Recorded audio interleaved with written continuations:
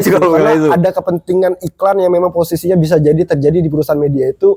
Akhirnya dia nggak enak sama tetap kepentingan bisnis. Sekarang ini ada fenomena tentang masyarakat itu, kaum milenial khususnya itu sudah malas nonton TV. 10 lulusan terbesar universitas terbesar kok jadi MC malah jadi jurnalis. Oh itu off the record, tapi itu nggak ada otak itu.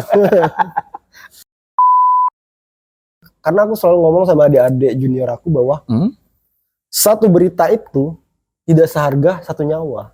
Sepakat.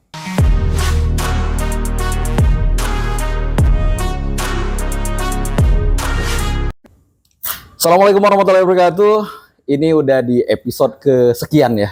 Gak usah kita sebutin di channel ujian, karena setiap orang pasti punya masalah, pasti punya ujian. Nah, untuk malam hari ini, episode kali ini, kesempatan kali ini gue udah menghadirkan seorang sosok yang luar biasa, kakanda dari segala kakanda. Beliau ini adalah, kalau teman-teman kita biasa nyebut Kak Mulim. Kak Mulim sehat? Sehat, sehat. Oke, alhamdulillah. Guys, perlu diketahui, gue ngundang pada kesempatan kali ini bukan orang sembarangan, coy. Ya, dari segi profil sendiri, waduh, gila nih orangnya. Ya, Kak Mulim sekarang aktivitas gimana, Kak? Masih tetap di jurnalis. Masih jurnalis. Ya. Bukan cuma jurnalis, cuy. Ternyata historinya luar biasa beliau ini. Gimana, Kak? Sebagai seorang jurnalis, bukan cuma sekedar jurnalis biasa gitu ya. Ternyata pernah menduduki jabatan gitu. Ya, betul. Dalam himpunan perkumpulan jurnalis juga gitu ya. Apa aja tuh, Kak? Kalau dulu pernah di Forjos, ketua Forjos Forum Jurnalis Olahraga Sumsel. Forum Jurnalis Olahraga Sumsel.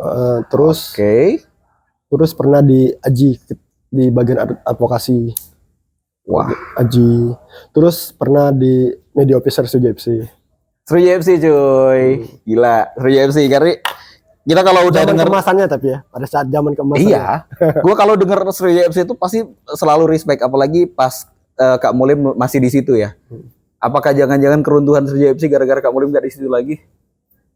Bisa jadi. Bisa jadi. Kalau menurut gue bisa jadi. Bisa jadi. Jadi tolonglah Sriwijaya FC harusnya ajak lagi lah Kak Mulim biar bisa ngangkat lagi ya.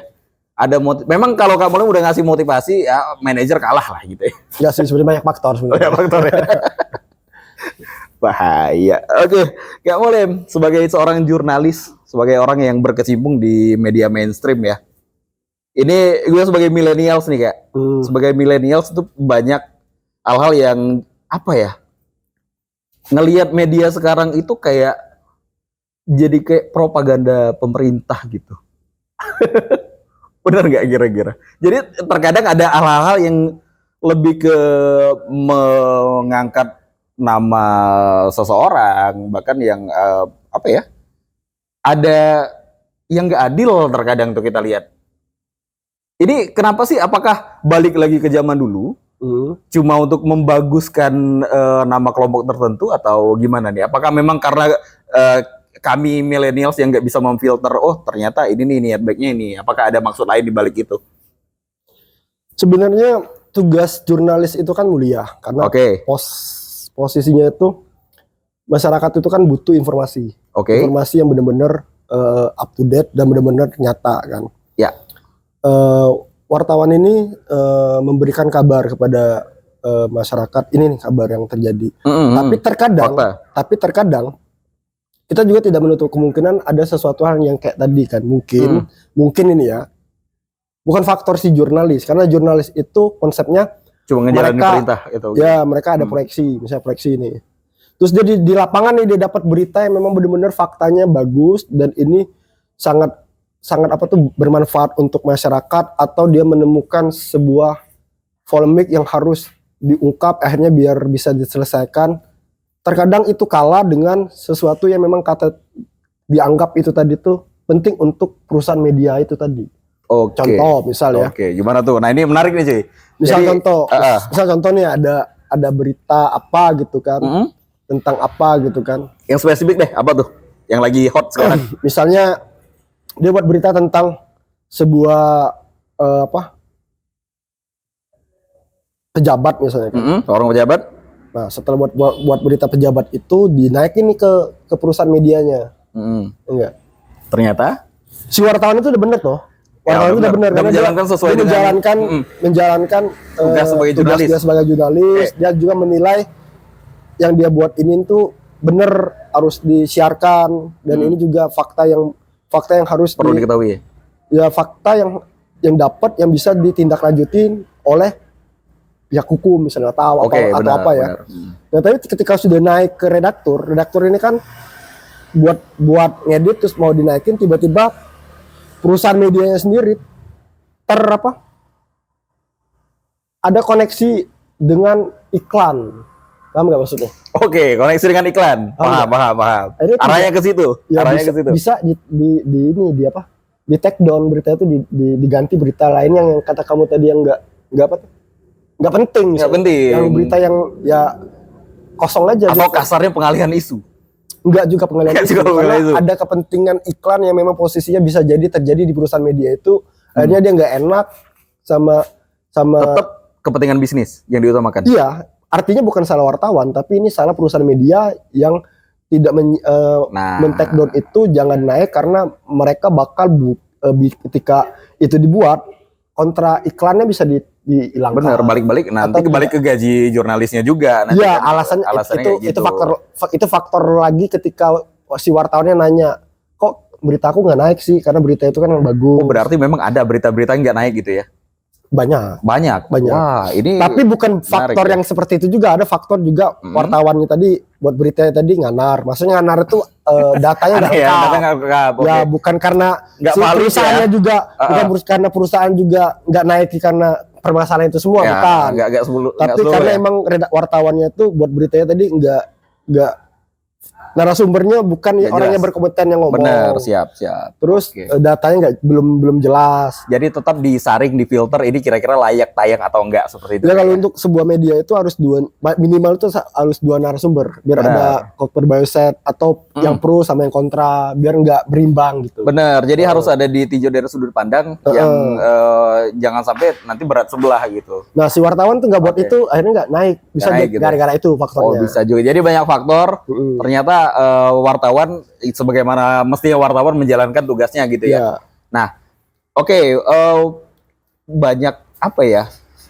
Ya bicara masalah media mainstream ya. Ini sebenarnya kalau dari zaman dulu Kak, kita flashback di era 90-an. Itu kan cuma ada satu media ya, TVRI katakanlah. Jadi memang benar-benar hanya satu sudut pandang yang dikasih ke masyarakat gitu ya. Nah sekarang kan udah banyak pilihan, udah banyak macam-macam ya. Ada TVRI, ada RCTI, MNC Group segala macam, terus Transkop ya, banyak banget. Jadi ini sebenarnya masing-masing dari mereka ini kan rahasia umum ya. Jadi orang-orang yang dibalik ini rata-rata zaman sekarang ini rata-rata udah menjurus ke kepentingan lain gitu, selain media. Selain media mainstream, selain media informasi. Nah, itu apakah bakal ada pengaruh juga? Maksudnya si medsos tadi, media sosial? Enggak, ke media mainstream. Kita masih ngomongin media mainstream nih. Media ya kayak mainstream, di mana Kakak bergelut gitu kan. Apakah bakal ada kemungkinan orang-orang gede di balik ini memamparkan perahu yang mereka pakai untuk kepentingan mereka ke depannya gitu? Simpelnya kayak gini nih. Sebenarnya kayak gini ya. Ya. Kalau untuk sebuah media itu kan memang bahasanya tuh kayak seseorang melakukan prestasi nih. Terus tiba-tiba kalau tidak diekspos ke media, siapa yang mau lihat? Benar. Nah, jadi artinya yang kayak yang dibilang tadi, ya itu memang layak, hal yang biasa. Kayak contoh kepolisian nih, ketika ada laporan ke kepolisian, orang bikin LP, kadang polisi itu enggan diliput dulu karena barang itu belum kelar. Masih belum jelas. Tapi ketika ditangkap, dia pasti manggil wartawan untuk expose. Oke. Jadi kan emang untuk mendatangkan wartawan atau melakukan press con itu tujuan tadi kan mengungkap prestasi apapun itu, atau itu tokoh seorang atau kelompok atau institusi, itu biasa sih sebenarnya. Biasa ya. Jadi memang kayak gini nih, ketika ini memang faktanya udah valid, itu baru bisa layak tayang gitu intinya. Gitu. Kayak gitu. Nah, tapi untuk yang misalkan ada beberapa tokoh nih, kita langsung bicara tokoh. Ada tokoh-tokoh yang punya prestasi, tapi dikerdilkan prestasi-prestasinya. Nggak diekspos kayak tokoh-tokoh yang lain. Ada kan? Di Indonesia ini khususnya. Bahkan justru malah yang ngeliput itu media luar. Bicara masalah survei ini, masalah contoh yang terjadi sekarang. Survei, oh ini yang menang si warna ini nih. Tapi ternyata dari sudut pandang lain, media luar negeri internasional ternyata si ini nih. Ya itu kok bisa terjadi ketimpangan perbedaan informasi itu gimana tuh kan? Nah itu juga nggak tahu ya. Tapi kalau konsep sekarang ini memang politik tuh perangnya tuh di situ. Oke. Jadi mereka tuh tetap kepentingan politik ujung-ujungnya. Kalau ke media tuh sebenarnya media tuh menyiarkan ya.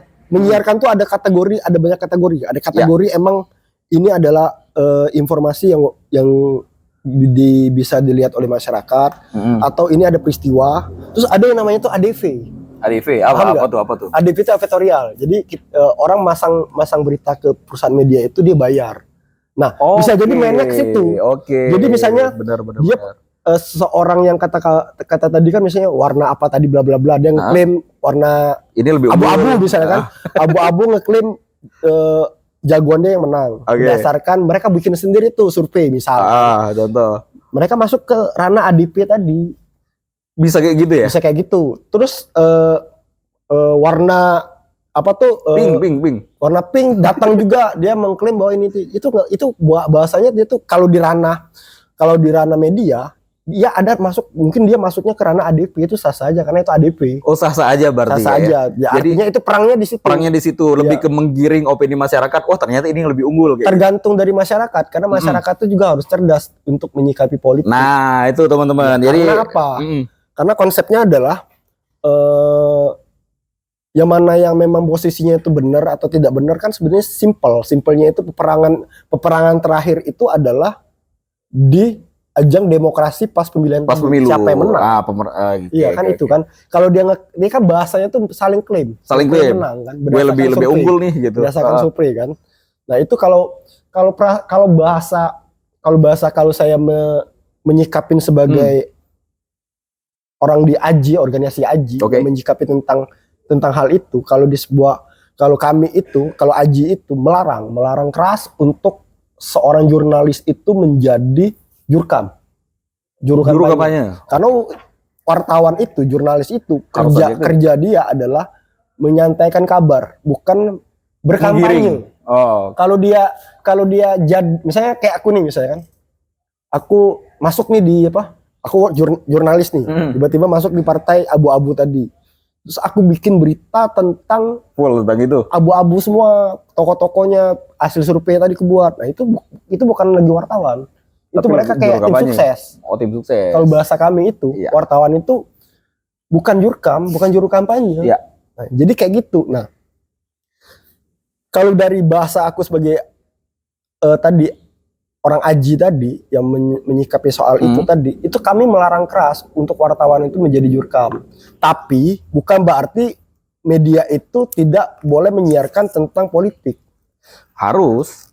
Konsepnya adalah, realnya adalah seluruh media itu, baik itu koran, TV atau online itu, dia menyediakan panggung kampanye. Siap. Jadi misalnya partai apa abu-abu, dia pengen punya program apa silakan. Terus besok partai abu-abu lagi ya itu nggak boleh. Tapi dia partai harus pink, adil. Partai warna merah jambu. Harus adil. Dia menyediakan panggung, bukan mendukung sebuah ini. Kalau bicara masalah wartawannya tadi bikin kayak gitu, nah itu wartawan itu dilarang untuk jadi tadi jurkam. Tapi kalau itu bukan si wartawannya, tapi emang proyeksi dari perusahaan medianya, dari kantornya, berarti kantornya itu ditunggangin oleh alat politik. Itu kan. Artinya si kantornya itu ya benar-benar. Kalau media seperti itu bukan media yang harus patut masyarakat lihat lagi. Nggak layak ditonton berarti kan? Tidak layak ditonton. Bahasanya itu tidak berimbang, bukan media. Media itu harus berimbang. Harus berimbang. Nggak boleh dong menggiring cuma salah satu warna aja. Gitu ya, aku bilang tadi, kalau seorang perusahaan media itu misalnya ada orang masuk tentang dia survei lembaga apa atau dia mengunggulkan tokoh dia, itu sah saja masuk di ranahnya ADP tadi. Tapi ketika ada yang masuk ADP lagi harus diterima. Tapi kalau cuma satu itu doang, itu namanya tadi bahasanya tidak berimbang. Dan dia itu ditunggangin oleh kepentingan tertentu gitu. Kepentingan tertentu, alat jadi alat politik. Jadi perusahaan media itu jadi alat politik, dan artinya itu bukan perusahaan media lagi. Karena tidak berimbang. Udah jadi tunggangan politik dong. Tidak berimbang. Iya. Berarti solusinya jangan dilihat lagi, ditonton lagi. Iya. Tapi masyarakat sudah pinter ya. Jadi mana yang layak tonton, mana yang enggak gitu ya. Dan tadi wadah gila nih. Apalagi musim pemilu sekarang kan, menjelang pesta demokrasi yang memang benar-benar banyak isu yang dilempar, banyak politik identitas ini yang hot banget nih. Yang banyak ya pas lagi cuplikan pas azan wudhu segala macam ya. Nah, itu gimana tuh menurut pandangan Kak Mudim sendiri sebagai seorang jurnalis? Kalau aku menilai sih tadi kan kembali kepada apa sih namanya tuh? Penilaian masyarakat sendiri, karena masyarakat ini kan harus pintar ya. Siap.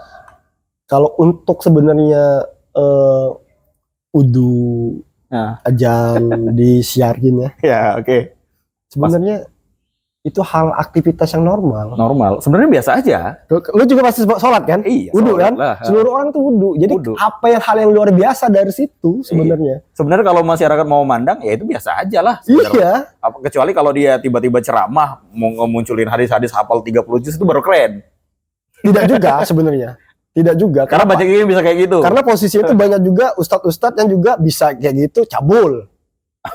Nggak jamin juga. Bener gak sih? Iya. Maksudnya itu kalau kita berpolitik, kalau kita melakukan apa tuh, kita jangan menggunakan politik kerangka adat, kerangka agama. Kita tinggal di Indonesia, agama itu banyak. Kita merdeka bukan karena Indonesia, tapi karena orang Buddha juga, ada orang Kristen juga. Iya, tetap bersatu dalam. Iya, jadi tidak bisa pakai nama agama. Jangan mentang-mentang di sini yang bagian ini mayoritas, jadi tetap ini yang terus digiring kayak gitu. Kalau masyarakat mau cerdas, bukan lihat itunya, tapi lihat track record dia yang dulu-dulu. Kita lihat, kita baca media-media dulu, dia pernah apa, ada kasus nggak, terus dia pernah buat baik seperti apa. Karena itu pada saat itu masih the real alami, enggak itu tadi politik identitas tadi.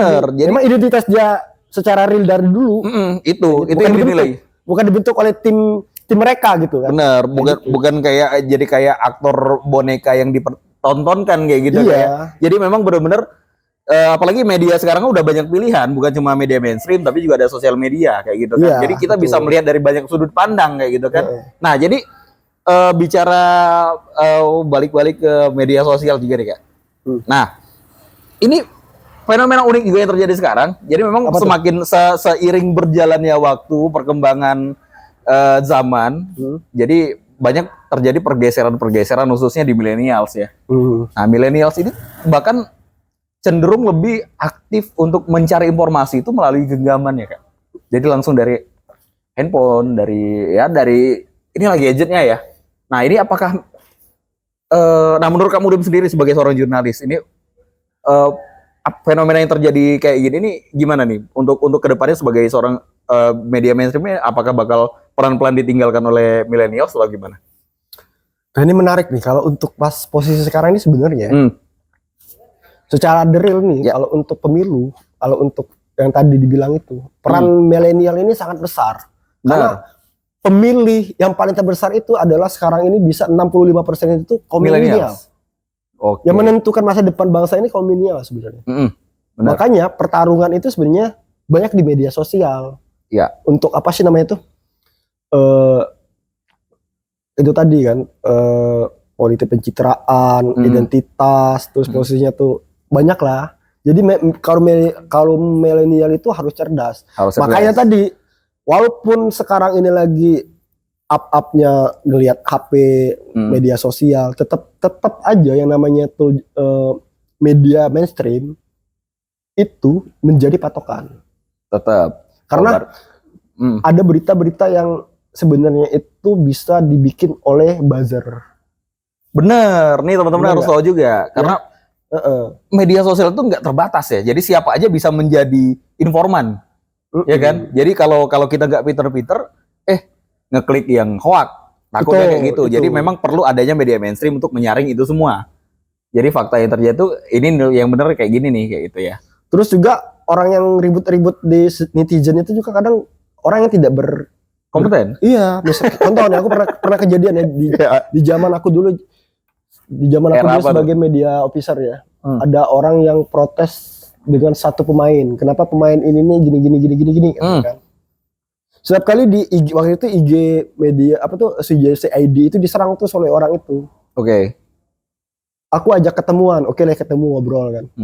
Pas aku ajak ketemuan, aku ajak dia KP CJC di PS kan. Pas ketemuan anak SMP kelas 1. Gila. Anak SMP kelas 1 buat gaduh gitu dari sosial media. Maksudnya tuh kayak gitu. Wow. Maksudnya tuh dari situ kita kan tidak tahu tuh. Misalnya ada aja orang yang kadang memecah belah Indonesia. Mereka buat misalnya tentang si apa, terus dikumpulinnya, terus dibuat apa tuh. Dibuat YouTube, konten YouTube. Banyak kan ini lihat tentang keburukan-keburukan orang. Sebenarnya itu yang bikin itu sebenarnya anak-anak kecil. Kita yang udah besar, ada yang udah S1, ada yang udah terpengaruh pengaruh sama anak SMP tadi, maksudnya ngerti gak sih? Enggak juga mesti harus percaya sama netizen itu kita nggak tahu kualitas dia tuh seperti apa. Apakah dia itu sekolah, apakah dia itu pengangguran, apakah dia itu berkompeten ngomongin masalah itu. Kadang seperti itu juga. Malah ada ada fakta yang beberapa tahun lalu, gue lupa tahun berapa, pernah ada yang ngirimin bom ke Ahmad Dhani. Itu gara-gara ada muncul beredar video mengatakan bahwa Ahmad Dhani ini Illuminati, pengikut setan, dengan sampai sebegitunya bahayanya hoax itu kayak ya. Iya, karena orang bisa terbentuk karena apa ya bahasanya tuh? Tololnya ini kan. Tololnya itu orang itu kalau ngelihat sesuatu itu ngelihat ini loh. Ngelihat netizen. Nah, kayak langsung percaya tapi udah kayak mama komplek gitu ya. Oh enggak sini. Lebih parah dari mama komplek. Tapi gitu ya. ada positifnya juga. Netizen itu ada positif juga. Sebenarnya kan netizen terbesar di dunia itu netizen Indonesia kan. Barbar. Pertama mungkin masyarakatnya tuh rame. Kedua mungkin kaum rebahannya tuh banyak. Pengangguran yang rebahan. Jadi memang salah satu survei menunjukkan itu yang memang masyarakat yang paling banyak menghabiskan waktu di sosial media yang tertinggi itu salah satunya Indonesia. Iya, banyak kaum rebahan. Dan ini ya menunjukkan bahwa ternyata apa ya, kita aktif di sosial media tanpa lebih aktif di dunia maya daripada dunia nyata. Ini yang bahaya kan. Iya, makanya serangan-serangan di medsos itu banyak. Pertama tadi yang orang yang tidak berkompeten tadi, terus dia ternyata cuman sekedar dia tuh dapat cerita dari orang, anak kecil tadi tuh, dipecat orang juga, benci, bikinnya konten, akhirnya orang percaya, bisa kayak gitu. Bisa buzzer yang memang dibentuk oleh sebuah oknum atau kelompok untuk menyerang lawannya. Betul. Jadi harus cerdas. Gitu. Iya, berarti biasanya kayaknya berarti ada dong buzzer yang memang dibayar itu berarti ada ya. Nah itu tadi. Faktanya. Banyak. Bukan fakta, bukan fakta lagi, banyak. Belajar kayak gitu dibayar. Misalnya kayak seakan-akan dia ini banyak musuh, seakan-akan ini jelek, padahal sebenarnya itu kelompok tertentu. Iya, gue juga iseng-iseng nih di Instagram salah satu capres ya. Gue klik yang negatif komentar, gue lihat followers berapa dikit gitu. Terus gambar hewan, gambar pohon gitu. Ya aneh-aneh lah. Jadi memang benar-benar membuktikan bahwa itu tuh akun nggak jelas, bukan akun real, akun fake. Nah, jadi untuk teman-teman, apalagi khususnya milenial harus lebih pintar lagi ya. Dan harus lebih cerdas menyaring informasi ya. Kita udah sekolah tinggi-tinggi ya, udah dibayar mahal-mahal untuk jadi pinter, jangan mau digoblokin sama orang-orang yang nggak kompeten. Oke. Nah itu tadi kita bicara media informasi ya, informasi, terus juga media sosial yang mudah dijangkau lah sama milenial sekarang. Nah, ke media hiburan nih Kak. Di TV hiburan ini banyak hal yang jadi keresahan saya pribadi nih Kak. Apa tuh? Film action banyak film-film yang jadi gue paling males nonton film action tuh karena ada part-part tertentu pas mau gebuk tiba-tiba udah langsung tumbang aja gitu kan. Terus lagi darah-darah disensor yang mungkin takutnya ada yang fobia segala macam, tapi mengurangi estetika tontonan itu sendiri itu gimana tuh Kak? Apakah memang KPAI ya? lebay itu ya untuk mensensor hal itu. Sampai-sampai bahkan Sandy temennya Patrick yang tupai kartun itu disensor. Sedangkan sinetron ya kita bisa lihat lah ya, sinetron sekarang yang minim itu slow aja gitu buat ditayangin. Ini apa sih maunya KBHI gitu ya? Itulah kenapa sekarang ini ada fenomena tentang masyarakat itu, kaum milenial khususnya itu sudah malas nonton TV. Nah, karena konsepnya itu sudah tidak menarik lagi karena terlalu banyak hal-hal yang konyol tadi. Itu kan salah satu kayak Sandy tadi ya. Orang kan udah tahu tuh, seseksi apa dia kan tupai. Bener gak sih? Kalaupun nyata juga ia berbulu kayak gitu kan. Iya, banyak hal-hal yang maksudnya itu ya mubazir sensor lah. Bener. Karena mensensor itu dia harus butuh karyawan lagi bidang editing. Iya, effort gitu kan. Jadi harus ngabisin waktu lagi buat nambah-nambah editan gitu kan. Gitu kan. Dan akhirnya apa sih bahasanya tuh tidak menarik, dan akhirnya banyak yang tadi estetikanya hilang.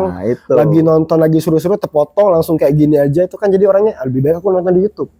Benar. Makanya sekarang ini banyak masyarakat, bukan kaum milenial lagi ya, banyak masyarakat itu yang tidak pernah nonton TV lagi sekarang. Benar.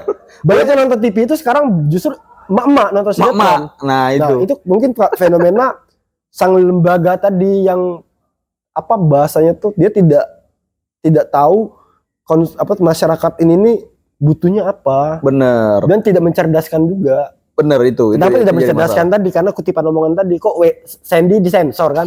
Dia tidak mencerdaskan. Sebenarnya orang berpikirannya positif aja itu tupai. Ketika dia disensor, dia orang pikirannya jadi negatif. Emang ada yang tertarik? Enggak, jadi maksudnya itu gini. Itu kan tupai itu. Tupai telanjang gitu. Iya, maksudnya gini ya. Itu kan tupai itu. Orang tuh udah tahu itu tupai dari kartun. Jadi ketika disensor, jadi orang berpikir itu tuh emang benar-benar cewek. Nah itu. Benar-benar porno. Nah jadi timbul dari positif jadi negatif. Karena biasanya kalau anak muda ini Kak, biasanya semakin ditutup-tutupi, semakin dia penasaran malah. Itu tadi estetika film SpongeBob itu menjadi film porno, bukan film timbulnya kesannya kayak jadi negatif gitu. Seharusnya jadi positif jadi negatif gara-gara sensor tadi. Sensor itu harus menghilangkan unsur negatif. Benar. Ini malah menimbulkan pertanyaan lagi, itu yang bahaya. Dan ini sebenarnya fakta menarik yang sebenarnya apakah karena Kakak sekarang memang bergelut di media mainstream ya, apakah ini nggak takut nih bakal kedepannya media mainstream kayak TV ini bakal ditinggalkan sama masyarakat? Nah kalau kayak gitu tuh bukan bicara masalah ditinggalkan tuh. Kalau ditinggalkan itu tidak mungkin. Kenapa tidak mungkin? Karena medsos di sekarang ini juga sudah tidak lagi menggunakan akal sehat.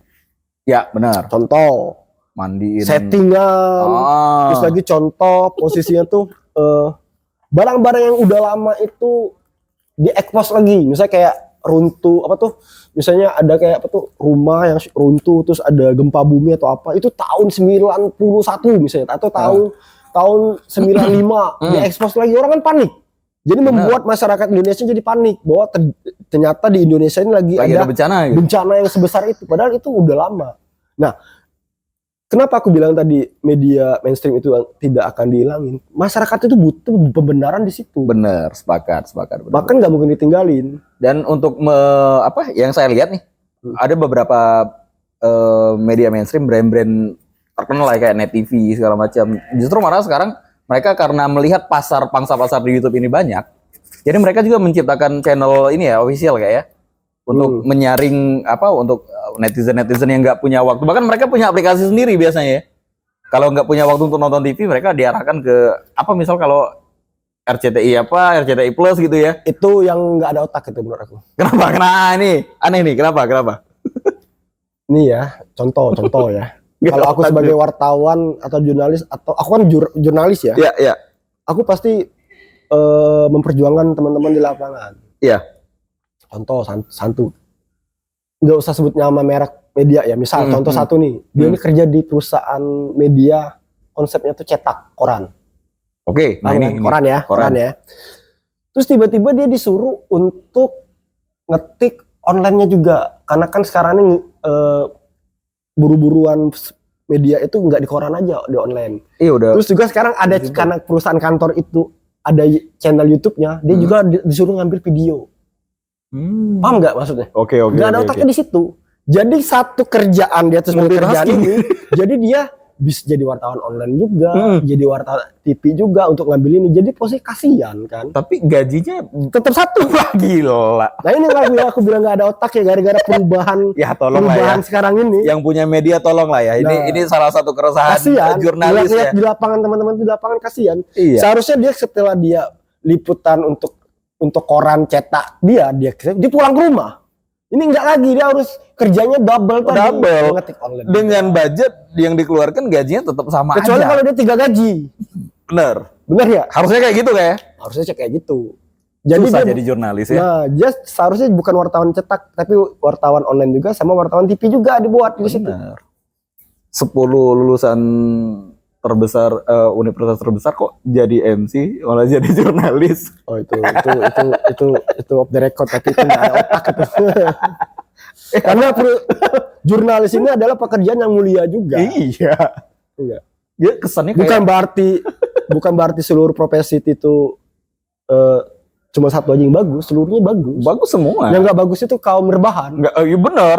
Terus bikin gaduh Indonesia di sosmed. Nah itu yang bahaya. Yang kita bahas tadi. Jadi apapun profesinya terlepas entah itu walaupun petugas kebersihan atau apa itu nggak boleh kita remehin karena selalu ada manfaat untuk orang banyak pastinya. Kalau nggak ada petugas kebersihan kita bawa mobil bawa motor itu daun kena mata bisa nabrak. Enggak, itu penting juga. Benar nggak? Para pahlawan-pahlawan ini orang itu. Itu memang harus seluruh profesi harus diapresiasi ya, nggak boleh direndahkan apapun itu selagi halal kayak ya. Ya, kita ini kan sebenarnya kan bangsa Indonesia ini kan bangsa yang santun, tidak bisa mengklaim ini jelek, terus menjatuhkan ini itu tidak baik. Benar. Apalagi sebuah profesi itu pekerjaan yang bukan digaji loh, tapi dapat amal juga. Contoh guru, wartawan. Profesi itu dia karena dia di balik di situ dia melakukan ada sesuatu untuk orang banyak. Bener. Akhirnya ada ibadahnya. Jadi ketika itu bermanfaat dan itu bisa jadi amal jariah loh gitu. Jadi sampai mati pun amal itu tetap ngalir gitu. Kayak gitu ya. Wah gila. Jadi menarik ya sebagai seorang jurnalis ternyata ada juga fakta-fakta yang kita sebagai penikmat informasi kita tinggal nonton aja di TV gitu, kita tinggal baca aja di koran atau di media apa online segala macam. Ternyata di balik itu sesuatu yang tersaji di depan mata kita, ya kita bisa tinggal langsung lahap aja tanpa tahu ini effortnya mereka ngedapetin informasi ini gimana perjalanannya gitu. Nah itu ada ini nggak Kak? Ada hal yang perlu netizen tahu lah. Perlu nggak? Ada sesuatu yang harusnya lu harus tahu nih. Gue sesusah ini loh gitu. Banyak banget. Nah apa tuh Kak? Simpel ya. Oke. Salah satu contoh simpel pertama. Kayak aku dulu itu wartawan olahraga. Iya. Orang kan nonton bola. Wah seru ya. Wartawan olahraga nggak nonton bola seperti seseru itu. Tapi dia harus benar-benar data. Misalnya gol misalnya dari Beto. Bukan gol dari Beto, tapi Beto tuh dapat alirannya dari mana? Asis siapa? Gitu. Asis siapa tuh bisa ngegol kayak gimana? Jadi mereka tuh harus konsen nontonnya, tapi enggak kayak penonton yang nontonnya tuh santai yang enggak stres. Itu dia bukan nonton tapi kerja. Itu aja udah berat gitu kan. Benar. Maksudnya tuh enggak segampang yang dipikirin. Misalnya kayak apa namanya itu? Ada konser, wartawan bisa liputan. Bukan berarti dia juga pengen nonton konser itu. Lebih baik dia istirahat. Apalagi udah punya nikah, punya anak, punya bini kan. Sepakat. Bukan kayak gitu juga. Maksudnya banyak hal yang sebenarnya itu tugas yang sebenarnya tidak mau orang dilakuin. Contoh lagi yang lebih berat nih. Seperti seakan-akan kita itu mati. Oh gimana tuh? Seakan-akan kita tuh lagi di medan perang dan banyak ranjau. Seakan-akan kita ini wartawan perang itu pada saat COVID. Wah itu asli tuh. Di saat orang harus lockdown, nggak boleh kemana-mana, tapi wah jurnalis kemana-mana gitu, malah datengin tempat-tempat yang beresiko gitu. Itu benar-benar gila tuh. Itu benar-benar pada saat era-era COVID itu stres. Wartawan tuh stres. Stresnya kenapa? COVID semakin tinggi, angka kematian sangat tinggi, orang pada lockdown di rumah, orang pada apa tuh kena senggol kursi aja harus cuci tangan. Saking, tapi wartawan itu harus ke lapangan, harus tetap menyiarkan kabar kepada masyarakat tentang COVID itu seperti apa, kondisinya seperti apa. Itu benar-benar posisinya tuh kayak di mempertaruhkan nyawa gitu. Kayak di perang tadi, ranjau tadi bisa-bisa banyak yang mati. Iya, kita nggak pernah tahu di ranjau mana yang bakal meledak gitu, sakingnya. Kayak kita ketemu pejabat aja ya, pejabat itu juga rawan COVID loh, karena dia bisa kemana-kemana. Biasanya wali kota atau wakil wali kota atau siapapun, dia kan bisa kemana-mana. Biasa kita wawancara dia bisa kena dari ketemu siapa, ketemu kita bisa kena. Gitu. Jadi ternyata pada saat COVID yang harusnya jaga jarak, jurnalis malah deket-deketin ke mereka gitu ya. Kalau dari jauh nggak mungkin, sulit pasti kan. Dan parahnya lagi pada saat kita liputan dimanapun itu, tidak sesuai dengan protokol kesehatan. Itu yang bahaya. Contoh gini ya, misalnya kita ada jumpa pers, misalnya perusahaan mana mau merilis mobil baru, misal, contoh. Ya. Dia datang tuh harus standar COVID. Standar COVID-nya itu misalnya ini narasumbernya dibuat garis, terus wartawan itu dikasih jarak. Habis dari situ sebelum itu ya standar COVID lah masuk, cuci tangan, ini juga. Itu nggak ada, tinggal dibuka blong aja tuh wawancara biasa. Itu kan si wartawan itu kan bahaya. Seharusnya mereka melakukan jumpa pers atau apa tuh standar COVID. Harusnya. Nah, itu tidak terjadi. Pada saat itu juga salah satu bentuk keresahan yang timbul sama wartawan-wartawan tapi tidak diungkapkan. Iya, benar-benar. Ya. Nah, untuk pengalaman kakak sendiri nih, untuk ya, teman-teman wartawan sekitar kakak itu pada saat zaman COVID banyak yang sampai ini enggak terpengaruh ke COVID-nya atau mereka tetap fine-fine aja ternyata nggak apa-apa gitu. Alhamdulillah. Kalau sepengetahuan aku ya, pada saat COVID, alhamdulillah itu tidak ada yang sampai meninggal. Oke, tapi yang terkena ada. Mungkin mereka masih muda ya yang di lapangan ya. Oh iya, sepakat. Fisiknya masih kuat gitu ya. Nah kalau untuk kemungkinan ada yang kena, bukan kemungkinan, banyak. Tadi banyak, karena nggak ada protokol kesehatan segala macam. Iya, gitu. tadi karena pada saat lagi COVID-nya itu kita liputan ya kita pasti kena virusnya. Makanya wartawan itu bukan cuma di film sebagai superhero. Iya betul. Real superhero itu wartawan secara nyata, walaupun di uniknya kayak ya. Biasanya kalau saking tangguhnya wartawan, itu kalau mau jadi wartawan harus jadi superhero dulu, kayak Clark Kent, Peter Parker gitu. Bisa, karena sebenarnya mereka tuh superhero yang nyambi jadi wartawan atau wartawan yang nyambi jadi superhero sebenarnya. Bisa, karena konsepnya kenapa bisa tadi? Karena wartawan itu tidak sesimpel apa yang orang-orang lihat. Keren, pakai baju bebas, terus kayaknya kerjanya santai. Enggak sesantai itu. Ribet, gila. Dikejar deadline, harus dapet 24 jam harus standby. Betul. Jadi kalau misal ada bencana apa, kita nggak bisa nunda gitu kan? Misal ada berita hot nih kan, misal kebakaran di satu titik, itu mau gak mau mereka kayak pemadam kebakaran harus datang juga ke situ kan. Apalagi zaman BBM, BlackBerry dulu tuh parah banget itu. Gimana tuh? Zaman dulu tuh kan nggak sekarang kan, medsos ya. Kalau zaman sekarang kalau ada kejadian kita lihat admin medsos itu kan kita udah tahu kan. Nah kalau zaman dulu tuh BlackBerry dulu tuh dia tuh main BC. Oh broadcast ya. Tuh ada kecelakaan beruntun 5 orang mati. Itu ada di KM 15. Jauh tuh udah Palembang coret kan. Iya. Pas kita lihat sana, hoax. Itu ada yang kayak gitu juga. Banyak. Wah gila. Di kantor ketika dapat informasi itu si wartawan itu benar atau tidak benar.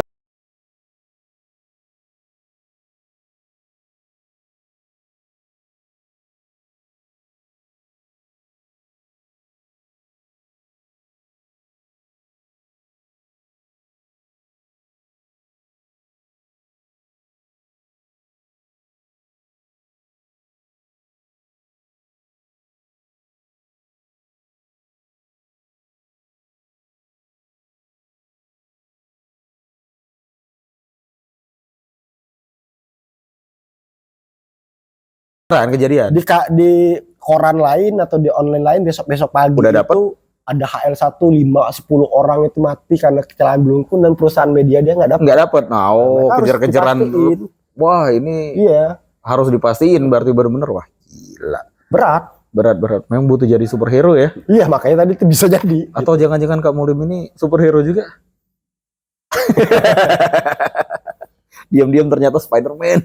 Ya intinya tuh jadi wartawan tuh berat. Berat Gak ya. segampang itu. Oke. Nah, ya balik-balik ke superhero lagi nih Kak. Kenapa sih kok superhero itu banyak nyamarnya profesinya? Ada beberapa superhero ya. Profesinya tuh kewartawan gitu. Padahal bisa loh mereka bisa nyamar jadi dokter, ada Dokter Strange ya.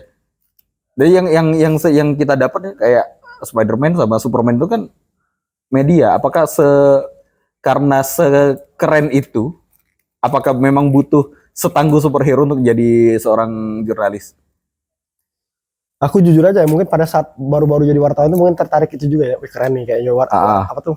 Kayak ada icon kayak Spider-Man kan? Jadi maksudnya dari wartawan. Figur seorang wartawan tuh kayak keren. Karena itu adalah figur superhero juga kan, sering digunain oleh Spider-Man. Tapi kalau sudah kesini, ternyata aku menilai profesi yang layak untuk superhero itu emang wartawan. Oh. Kalau dia jadi apa? Kalau dia sebagai misalnya kerja di perusahaan lah. Nggak relate ya? Nggak relate. Kenapa nggak relate? Dia sibuk dengan kerjaan dia. Dia tidak tahu apapun. Bener. Sumber informasi. Ketika dia jadi wartawan, dia bisa lebih mudah nih nyari. Wah, lagi ada kejahatan di sini. Dia langsung bisa sekalian numpasin gitu kan? Iya. Sekalian liputan gitu kan? Sekalian liputan. Iya. Dan juga dia seluruh kejadian apa tuh dia pasti tahu. Dan dia bisa ini. Jadi relate. Biasanya karena tugas superhero tuh untuk patroli ya, sekalian patroli ngelihat ya, bisa jadi media juga, bisa jadi bahan untuk jadi liputan juga. Iya. Jadi memang perlu kekuatan super gak ya? Ya, karena kan wartawan itu kan konsepnya kalau dia kerja itu kan bisa ngilang-ngilang kan. Kalau misalnya seorang polisi aja jadi superhero, tiba-tiba dia pada saat TKP dia ngilang, kan dipertanyain tuh oleh bosnya. Oh gitu. Kemana ini? Tapi wartawan kan mungkin ngilang mungkin dia nggak jadi pikiran orang gitu kan? Nggak jadi pikiran orang, mungkin dia lagi nyari sisi lainnya. Bener. Atau kemana? Jadi nggak curiga. Jadi bisa tetap menjaga identitasnya sebagai wartawan, sebagai itu. Jadi cocoknya kenapa? Karena emang seorang superhero itu layaknya kalau dia kerja itu bagusnya wartawan. Relate. Jadi pertama dia tahu semuanya. Bener. Lebih mudah patroli. Jadi teman-teman yang ngerasa punya kekuatan super ya daftarlah jadi wartawan gitu ya. Bisa. Untuk lowongan kerjaan tanya Kak Mulim ya. Tapi tidak segampang itu jadi wartawan. Angling Dharma aja nggak sanggup katanya. Ya, karena dia beratnya tadi dia nggak bisa ngetik mungkin. Iya. Orang naik motor yang naik naga gitu. Ribet loh. Parkir di mana ini nanti kacau gitu ya. Nah, oke. Ini Kak, kita udah panjang lebar nih bahas tentang jurnalis dan gimana beratnya untuk meramu berita, gimana beratnya untuk mencari bahan untuk berita. Ini tapi masih banyak juga nih pemirsa ya yang ngeledekin lah atau udahlah berita kayak gini lah sampah lah segala macam. Nah itu bahkan ada yang nganggap males aku nonton berita-berita ini terus. Nah itu kira-kira ada nggak sih Kak harapan untuk Kakak sebagai seorang pelaku jurnalistik terhadap opini masyarakat lah gitu. Harusnya kita nih gue nih sebagai pemirsa harusnya dikasih pesan apa nih oleh Kakak sebagai seorang jurnalis? Sebenarnya kayak gini ya, masyarakat itu harus tahu bahwa pertama jurnalis itu adalah pekerjaannya mulia. Oke, pekerjaannya mulia. Dan sudah kita bahas yang tadi itu juga, untuk mendapatkan sebuah berita itu banyak perjuangan. Oke. Gitu. Terkadang juga aku juga sebagai senior atau di Aji juga kadang aku sudah sering ngomong sama teman-teman di lapangan. Ketika kalian dapat proyeksi yang memang benar-benar dari kantor itu sulit, itu berbahaya, mundur. Oh bisa kayak gitu? Kalau aku nyaranin ke mereka. Oh disaranin. Kalau di kantor nggak bisa. Nggak bisa. Oke. Gitu ya. Kenapa aku saranin? Karena aku selalu ngomong sama adik-adik junior aku bahwa satu berita itu tidak seharga satu nyawa. Sepakat. Nah, maksud aku tuh kalau masyarakat menganggap nggak percaya sama wartawan, berat jadi wartawan itu karena nyawa juga dipertaruhkan. Misalnya dia ada ekspor apa nih tentang kasus yang berat nih atau apalah kan, dia datang ke situ preman-preman tadi apa tadi bisa diculik, bisa mati. Kira-kira bahaya itu dia mending mundur. Aku ngomong tadi kira-kira itu bahaya untuk kamu konfirmasi ke kantor, Kak ini bahaya, aku mundur. Lebih baik mundur daripada dia daripada dia berpikir, karena si wartawan itu ketika mau tidak mau, suka tidak suka, ketika dapat proyeksi pasti bilang kayak ini, siap, harus siap. Siap nggak siap, bilang siap. Proyeksi harus dapat. Nah, wah, itu doktrin itu yang di wartawan itu ada. Nah, aku selalu takutnya itu nanti ketika itu berbahaya, terus diserodok, tiba-tiba ntar dikarungin, tiba-tiba meninggal. Wah, maksud aku, makanya aku selalu apa? Selalu tanamkan sama junior satu berita itu tidak seharga dengan satu nyawa. Artinya teman-teman, masyarakat, netizen atau siapapun yang melihat film ini atau YouTube ini, channel ini, jangan kalian menyepelekan sebuah berita. Karena tetap saja pertarungan di era sekarang ini adalah pertarungan hoak. Iya. Pertarungan sekarang ini adalah pertarungan pembodohan publik dari akun-akun, dari netizen yang tidak jelas, buzzer. Terus yang aku bilang tadi, anak kecil yang memang posisinya tuh dia tidak tahu apa-apa, dia bikin kontennya bisa buat Indonesia ini gaduh. Kita butuh itu tadi media yang jelas. Ibarat kata jurnalistik ini, jurnalis kalau TNI kan penjaga keutuhan keamanan gitu ya, TNI, polisi segala macam. Kalau jurnalis ini penjaga informasi yang beredar di masyarakat, lebih ke kita mempertahankan keabsahan sebuah informasi seperti itu ya. Iya, maksudnya tuh keabsahan itu lebih kepada teman-teman di sini harus tahu juga. Wartawan itu tidak buat berita itu nggak sembarangan. Pertama, dia harus narasumber yang memang berkompeten. Terus kedua, kejadian juga harus jelas, bukan kejadian kemarin, memang hari itu, bukan kejadian yang 3 tahun ke depan yang dibuat lagi oleh netizen. Terus yang keempat, dia juga yang jadi narasumbernya itu bukan satu orang aja, tapi ada pilihan-pilihan lain. Maksudnya tuh emang kayak, walaupun ini abang beca, tapi dia ada di kejadian. Ini Pak RT itu di rumah, atau ini Pak Lurah, atau ini wali kota, dia ada di rumah. Tetap tukang beca ini orang yang berkompeten. Oh gitu. Iya. Nah, si jurnalis itu bikin berita itu seperti itu, orang-orang yang berkompeten biar kronologi ceritanya itu jelas. Artinya, yang memang benar-benar paham. Ya, artinya ketika teman-teman baca di medsos yang ada, kesana juga ada medsos yang sosok media gitu kan, buat ketikan. Oh, benar. Banyak kan captionnya kan. Buat ya kan. Itu 100% nggak benar, karena dia tidak menulis berdasarkan kode etik jurnalistik. Bener, 5W+1H gitu ya, itu yang gue tahu tuh. Iya, sama yang itu tadi, keabsahan dan kebenaran, dan memang benar-benar orang yang kompeten. Terus dia juga tidak buat-buat. Kalau wartawan itu memang dia buat sesuai dengan kode etik jurnalistik. Jadi kronologis dan ceritanya itu orang benar-benar jelas, waktunya dan memang dia ke lapangan. Waktunya kapan ini terjadi karena apa gitu ya, seribet itu ya. Jadi sebuah berita tadi tidak bisa diremehkan. Karena teman-teman itu, ada masyarakat itu harus butuh yang itu dengan penyesatan tadi. Jadi informasi itu harus dikawal. Yalah, pengawal informasi ini adalah jurnalis. Nah, jadi ya hargailah jurnalis ya, jangan diremehkan. Nggak boleh ngeremehin jurnalis. Ngeremehin MC jurnalis. Satu lagi, jurnalis ini ada garda terdepan untuk mempersatukan Indonesia, NKRI. Nah, mencerdaskan kehidupan bangsa ya. Enggak, contoh kayak misalnya ada konflik nih. Konflik di Papua misalnya. Iya. Padahal konflik ini udah damai. Tapi masih ada yang goreng. Tapi apakah masyarakat se-Indonesia ini tahu itu sudah damai? Tapi ketika wartawan itu buat atau media itu buat, baik-baik saja, masyarakat tenang. Kalau coba tidak ada jurnalis, orang bisa tidak nyaman.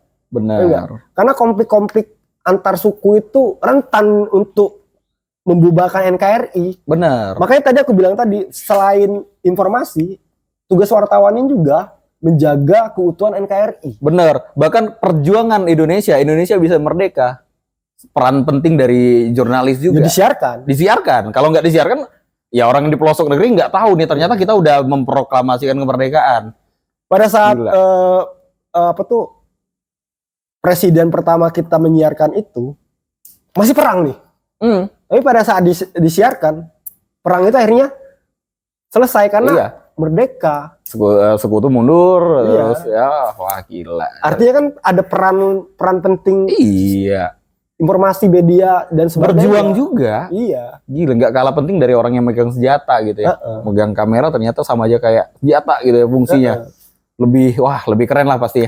Oke teman-teman, thank you buat kamu Lim. Informasi yang luar biasa, jadi insight juga buat kita semua. Jadi harus pinter-pinter memilih berita, coba harus lebih cerdas menyikapi informasi itu fungsinya, dan tetap hargai apa yang jadi effort sebagai jurnalis, apa yang disajikan oleh jurnalis seperti itu. Oke, thank you. Kita bakal ngobrol-ngobrol lagi di lain kesempatan kamu Lim. Thank you buat waktunya. Oke, sama-sama. Buat subscriber ujian, ujian nggak namanya? Ujian apa tuh? Ujian hidup. Ujian hidup. Kalau nggak mau kena ujian jangan hidup, mati aja. Oke, thank you.